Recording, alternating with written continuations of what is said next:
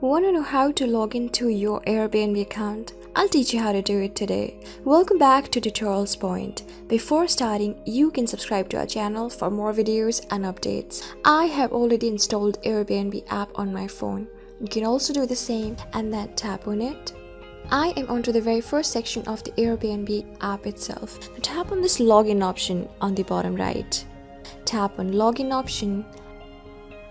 I had created my account with my email address. I'm going to tap on continue with email. You can do as per your preference and choice. Tap on this email option and insert your particular email.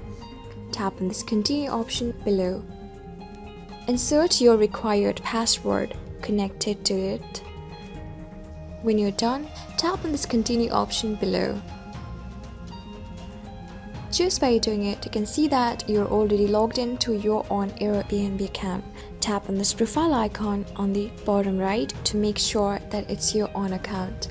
Christine, that's my name with my profile picture. That means this is my own profile and this is my own account. So this is how you do it. I hope this video was really helpful for you. I am going to see you on the next video. Till then, keep calm, stay safe, and goodbye.